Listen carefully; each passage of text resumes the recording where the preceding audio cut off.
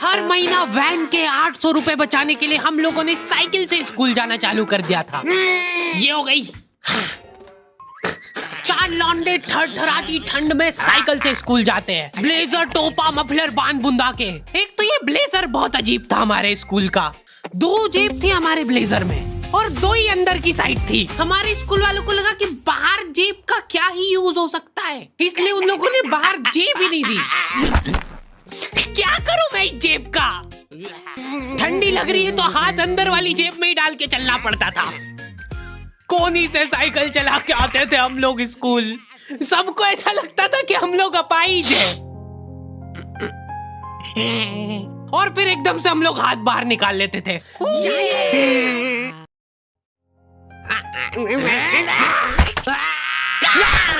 मजाक बना के रख दिया डिसेबिलिटी को। अपाहिज लोगों की रिस्पेक्ट कम हो गई थी हमारी वजह से, लेकिन लड़कियां खुश हो गई थी इस इनोवेशन से। उनको लगा था कि ब्रा का खर्चा नहीं करना पड़ेगा, अपना जो भी सामान है उसको एकदम जेंटली इन जेबों के अंदर प्लेस कर देंगे। लेकिन इसमें एक छोटी सी दिक्कत थी। स्कूल वालों ने लड़कियों के ब्लेजर में एक ही जेब रखी थी। तुम लोग नहीं समझोगे कितना मुश्किल होता है एक ही जेब में इतना सारा सामान घुसाना। हर रोज लेट होते थे हम लोग स्कूल, क्योंकि मेरी साइकिल की चेन ढीली थी। थोड़ी सी भी स्पीड बढ़ाते थे तो वो चेन उतर जाती थी। लेकिन पापा ने मेरे को प्रॉपर ट्रेनिंग दे रखी थी चेन चढ़ाने की। एक जना ऐसे खींचेगा टायर, उतने में अपने को पानी से फटाफट कस देना है। ये हो गई टाइट।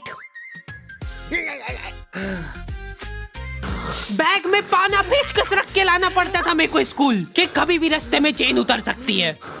इमेजिन करो एक बार कि तुम चुपचाप वैन में बैठ के जा रहे हो, बीच सड़क में 4 लौंडे साइकिल पलटा के ये फटाफट क्लास में बैठे हुए मेरे को डर बना रहता था कि कोई गलती से मेरा बैग चेक नहीं कर ले। तो आज हम लोग पढ़ेंगे टेंस। सबसे घटिया, वाहियात, नीच टॉपिक लगता था मेरे को टेंस। पास्ट, प्रेजेंट और फ्यूचर तक बात ठीक थी। प्रेजेंट कंटिन्यूअस टेंस क्या होता है? सिंपल पास्ट, पास्ट कंटिन्यूअस, मतलब वो बीत चुका है पर चल भी रहा है। क्या है ये? कितना भी समझ लो इस टॉपिक को, एग्जाम में जाके तुमको अंदाजे से ही सेंटेंस चूज करना पड़ेंगे कि ये सुनने में अच्छा लग रहा है तो यही होगा सही। एग्जाम में इन्विजिलेटर हमको क्वेश्चन पेपर पे कुछ नहीं लिखने देता था। इनको ऐसा लगता था कि हम लोग क्वेश्चन पेपर पे आंसर लिख लिख के चीटिंग करेंगे। लेकिन हमारी क्लास के बच्चे एडवांस हो गए थे, ये पूरी की पूरी आंसर शीट एक्सचेंज कर लेते थे कि तू लिख के दे, को आता है तो। बोर्ड एग्जाम थी यार हमारी, और हमारे स्कूल वाले बोर्ड एग्जाम को बहुत सीरियसली लेते थे। अलकायदा टाइप ट्रेनिंग मिली थी हम लोगों को। एग्जाम देते हुए कहीं से भी बॉम्ब गिर सकता है, लेकिन तुम्हारे हाथ नहीं रुकना चाहिए, चाहे तुमको क्वेश्चन आता हो या ना, कुछ न कुछ लिख के ही आना है। हमारा एक ही मकसद होना चाहिए, आंसर शीट भरना। नहीं आए तो भी कुछ भी लिख के आ जाओ। मेरे को ये नहीं समझ आता कि मैं कुछ भी कैसे लिख के आ जाऊं, मेरे को आता ही नहीं है, क्या लिखूं मैं? एक तो हमको इतना डरा धमका के भेजा गया था ना सेंटर पे, मैं नर्वसनेस में जाके अपना नाम भूल गया वहां पे। इन्विजिलेटर ने नाम पूछा, मैं सोच रहा हूँ क्या हो सकता है। बेटा नाम तुम्हारा। 2 मिनट। हाँ हेलो मम्मी, मेरा नाम क्या है? बोर्ड एग्जाम के नाम पे इतना डरा दिया था ना स्कूल वालों ने हमको, अच्छों का मुंह निकल जाता है टट्टी के साथ मिक्स होके। तुम लोगों का एक सेंटर आएगा जिसके चारों तरफ सैनिक तैनात रहेंगे। बिना एडमिट कार्ड के वहाँ पे आसपास भी भटकते हुए मत दिख जाना, जिंदा जला देंगे वो लोग। और अगर चीटिंग करते हुए पकड़ा गए तो ना तो तुम हमको जानते हो ना हम तुमको जानते हैं। हम लोग एग्जाम वाले दिन सेंटर पहुंचे तो बच्चों से ज्यादा सिक्योरिटी थी वहाँ पे। आज तक इतनी सिक्योरिटी मैंने एयरपोर्ट पे भी नहीं देखी थी। आर्मी वगैरह खड़ी थी वहाँ पे टैंक लेके। वो सिक्योरिटी वाले एक एक रबड़ का रैपर निकाल के देख रहे थे कि उसके पीछे तो नहीं लिख के लाया कुछ। क्या लिख लूंगा मैं इतनी सी जगह में? लिख भी लिया तो मेरे को ही समझ नहीं आएगा कि क्या लिखा है। कुछ चीजों का मेरे को लॉजिक ही समझ नहीं आया था कि तुम नंबर वाली घड़ी पहन के नहीं जा सकते हो, पहनना है तो कांटे वाली पहनो। उनको शायद शक हो गया था कि ये सारे लोग एक साथ कोऑर्डिनेशन करके बम नहीं फोड़ दे। उधर एक बच्चे की घड़ी का अलार्म बज गया और वो बजता भी बॉम्ब के टाइमर जैसा है।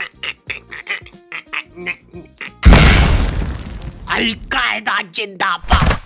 जिस पाउच में तुम सामान ला रहे हो वो भी ट्रांसपेरेंट होना चाहिए। मेरे बैग में से इनको पाने पेचकस मिले थे, क्या जवाब दूं मैं इसका कि क्या यूज में आते हैं ये? उनको वहाँ पे डेमो करके बताना पड़ा कि ये यूज में आता है ये सब आइटम।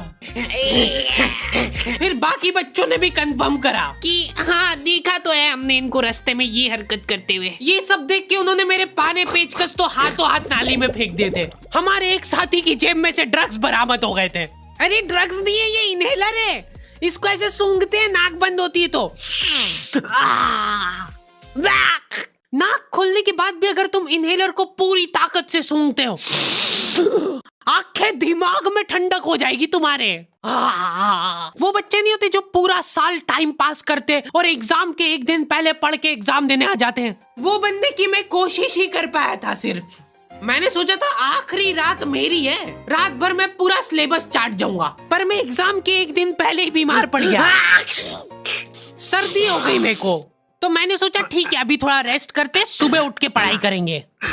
नाक बंद हो गई भाई, नींद ही नहीं आ रही है। फिर पापा आके मेरे को ट्रिक बताते हैं कि अगर राइट वाली नाक बंद हो रही है ना तो लेफ्ट साइड करवट करके सो जा, फिर गहरी सांस ले, तो ये जो है ना राइट वाली खुल जाएगी और लेफ्ट वाली बंद हो जाएगी। फिर लेफ्ट वाली अगर खोलना है तो राइट साइड करवट करके सो जा। पूरी रात करवटें बदलता रह गया मैं। सुबह रास्ते में जाते जाते पढ़ रहा हूँ मैं, क्योंकि बाकी बच्चे भी यही कर रहे थे। बच्चों को लग रहा है कि भाई जितना हम लोग साल भर में नहीं पढ़े उतना हम लोग रास्ते में जाते हुए पढ़ लेंगे। रास्ते में ऐसे कॉपियां लेके घूम रहे जैसे इनसे ज्यादा पढ़ाकू कोई हो ही ना। सुबह हम सब लोग सेंटर लेट पहुंचे क्योंकि साइकिल की चेन उतर गई थी, तो रास्ते में वो कर रहे थे। और क्वेश्चन पेपर भी लेट हो गया था उस दिन। क्वेश्चन पेपर Z+ सिक्योरिटी के साथ आता था। 10 बॉडीगार्ड लेके आते थे एक जरा सा पार्सल।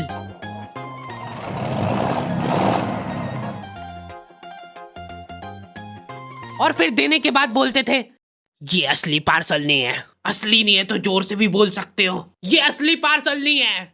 ये लोग पता नहीं किसी को तो गुमराह करने की कोशिश कर रहे थे। इनको डाउट था कि इतनी सिक्योरिटी के बाद भी कोई पेपर चोरी कर लेगा, तो ये लोग इतनी सिक्योरिटी में नकली पेपर लेके आए। असली पेपर तो एक और बॉडीगार्ड नाले में तैरता हुआ लेके आ रहा है। ये पाने पेचकस किसने डाले नाली में? ये लो। मजाक कर रहे थे हम तो, यही है असली क्वेश्चन पेपर। जाओ बांट दो फटाफट।